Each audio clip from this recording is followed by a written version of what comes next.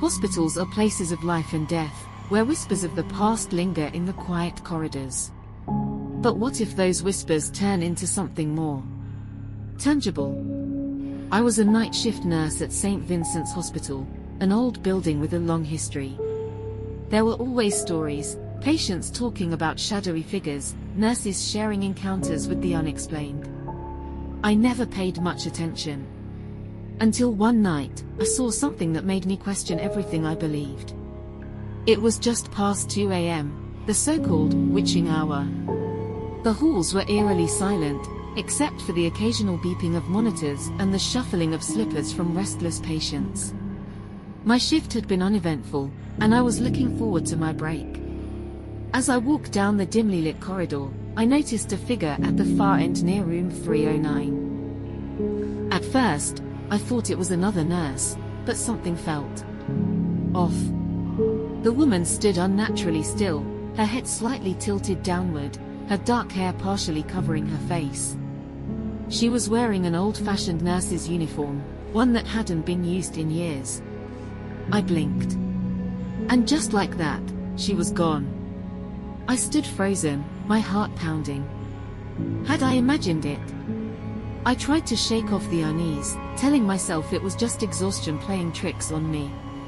But then, a patient's buzzer went off, from room 309. Swallowing my nerves, I forced my feet to move. I reached the door, hesitated for a moment, and then stepped inside.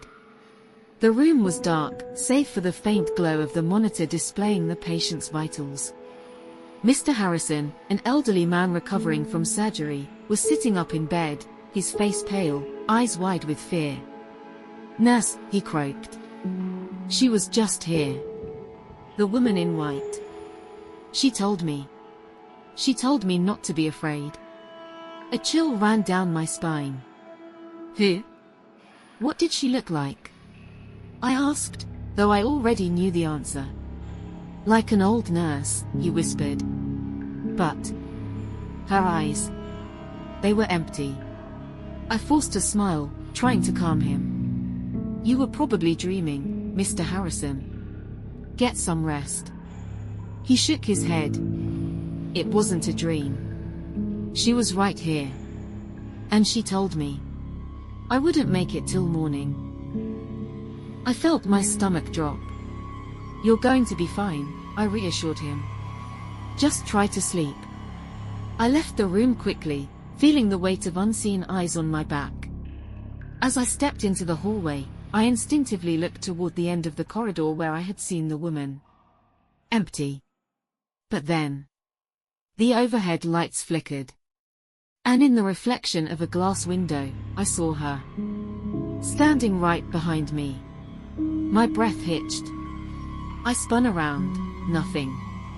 The rest of my shift was a blur of nervous glances and quickened footsteps.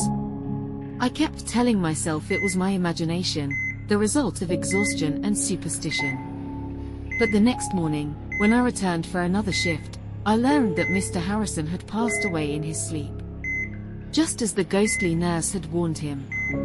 I quit the night shift shortly after that.